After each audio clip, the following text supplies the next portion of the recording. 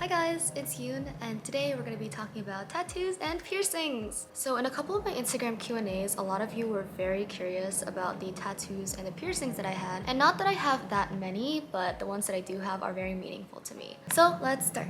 I wanted to first start off by giving some context to both my tattoos and piercings because all of them do have a lot of meaning, like I've said before. I think they're way too meaningful for me to apply them impulsively, so it takes me a super long time to decide what exactly I want, where I want it, how I want it, all the logistics of a tattoo. I do know that a lot of my friends can make that decision much more easily, and their views on tattoos aren't incorrect simply because that's their own body and that's their own canvas to decorate however as they please. For me, the nature of the body is like a canvas but with much more permanence. It's a canvas that you can't simply throw away just because you don't like it, which is what makes tattoos such a compelling art form to me. And to me, tattoos and scars hold the same importance as to being landmarks of history on my body. And while piercings aren't as permanent because you can take them out, they can heal, you can get them redone, they are still long-term promises to myself as long as I commit to their longevity on me. And my personal philosophy is that the things that I allow entry into my life are things that I will not regret. Whether it's people, beliefs, habit, I think I only have 1 or 2 regrets in my life due to this philosophy. And tattoos are the same way. I want their permanence to be both a blessing and a lesson in my life. And I want the meaning of this art to evolve as I evolve, to take on new meanings as I grow, but still remind me of their original intent. So I'll start off with my piercings first, since I got all of them done before I even got a single tattoo. Firstly, I only intend to have 7 piercings in my life because 7 is one of my 3 favorite numbers. So my first and second piercings were done when I was a baby, so when I came into this world.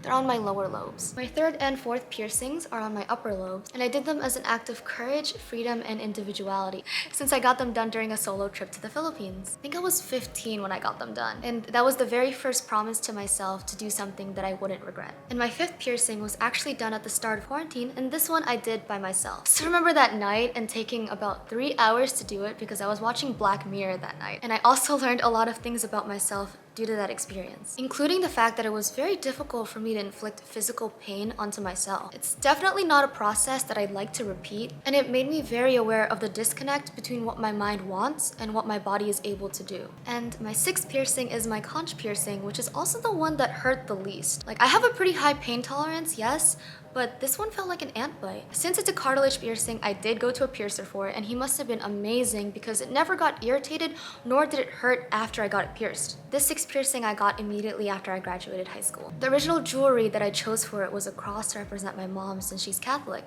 Both her words of advice and certain lessons definitely permeate my life, so it's almost to represent that she's always in my ear. And my 7th and last piercing was done during my first year in college. Moving to a city far away from home marked a new chapter in my life. And in this new chapter, it was both my first and simultaneously my last piercing. Unfortunately, this one is really finicky, unlike anything I've experienced beforehand. Alright guys, so my camera died and I left my charger for my batteries back home. And I don't have any backup batteries right now, so I had to go back home and then come back to the studios to film the second part, which is my tattoos. Luckily, I was able to save all the footage I took from my piercings. I currently have 2 tattoos, which isn't a lot, but the meanings of both are very significant to me. So my first tattoo is this little heart that I have here on my left arm. It's on the left side of my arm because my left hand is my dominant hand and love is the most dominant force of my life. And it was actually hand poked by my good friend Alice in March of 2021. It's a really subtle tattoo that most people don't even notice it until maybe later on into our conversations. They'll always say like, oh, what a cute tattoo, or oh my gosh, I didn't know you had tattoos,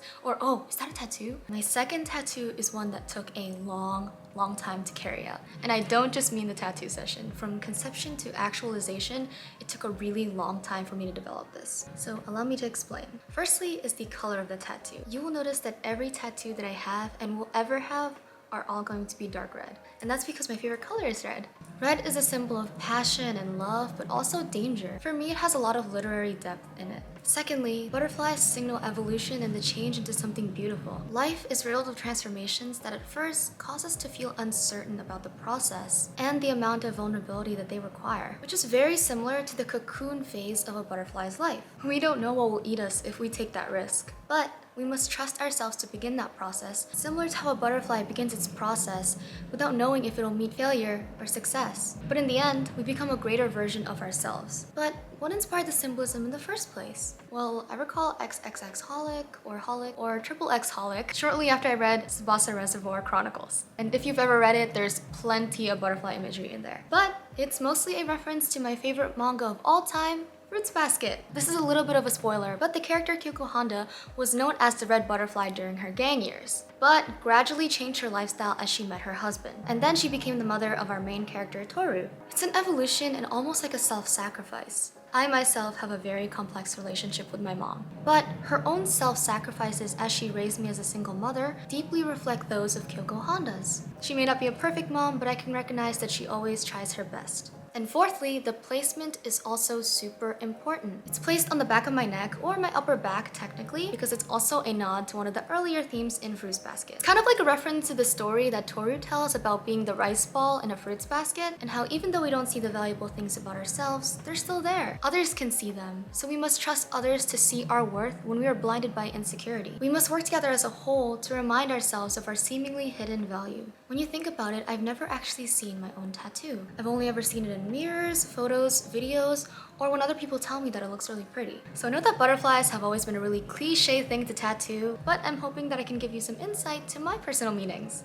Oh man, that was a really long one. So my third tattoo is one that I haven't yet gotten. It's one that I'm planning for the future. I haven't booked my appointment yet, but I'm planning to get the digits 02 and 14 tattooed on me this year. If you guys watched my last Q&A video, or if you followed me for some time, you would know that 02 and 14 are the digits of my birthday. And they're my first and second favorite numbers, which mathematically work out to be 07, which is my third favorite number. Numerology has always been super important in my life, and I feel like the number 2 is constantly appearing in my life. And in addition to that, I feel like my birthday has always felt really special to me, which is really funny because I probably share it with a million other people. Like February 14th, Valentine's Day, that's such a common birthday. But it truly makes me happy to be born on a day signifying love. And not only being born on 2/14, the date, but also 2:14 p.m. My birthday is one of the happiest days in my life, and I always get excited about it without fail. But this year held a very new meaning for me. I've had a lot of ups and downs, especially in the past year, that caused me to feel grateful to even be alive. And I feel like the fact that I'm alive at all is something to celebrate. So the place that I'm planning to get this tattoo is actually on my upper calves or back shins. Of course,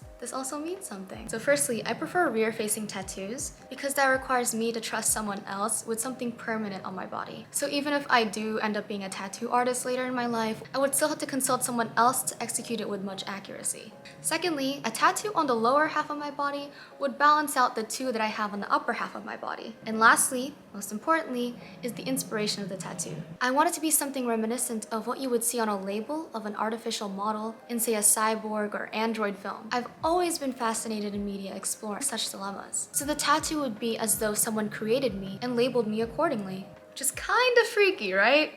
Well, I recently had a conversation with a friend about how sometimes the only way I can describe myself is robotic. Of course, it's human to have a goal, a dream, or a passion, but I've always felt like mine are something that I repeat to others in order to fit in, or until I believe it for myself. And I wonder, have my feelings and interests been programmed into me by my environment, or as though they're manipulated by others? And sometimes due to my major depression, the only way that I can focus on tasks is if I go on autopilot mode, where I feel like my body just goes through the course of a day from body memory and habit alone. Will my presence be discarded as easily as throwing away a malfunctioning doll, leaving neither a trace of my significance or a meaningful legacy? Will I one day overtake my creator and no longer find a need for them? I tend to overthink these scary thoughts sometimes, but life really has put me through so many trials to make me question my own humanity. And as always, the color will be dark red. I actually used to have this rule in high school where I would make myself incorporate at least one red item into my wardrobe or outfit every single day. At least I'm fulfilling it by always having red ink on me, and I will definitely upload photos of it on my Instagram, or you'll see it in my future photos or videos. Both my piercings and tattoos have shaped me into the person that I am today. Even if they're not visible to anyone else, they're very known to me, so it's almost like an internal motivation. But I also think that I look like a really cool video game character sometimes when they do show. So yeah, I think that's pretty much it for this video. And as always, thank you guys for sending in questions for me to talk about this topic. And if you guys enjoyed listening to my tattoo lore, definitely leave a like, comment, subscribe, and follow me on my other platforms. I'll see you guys in the next video.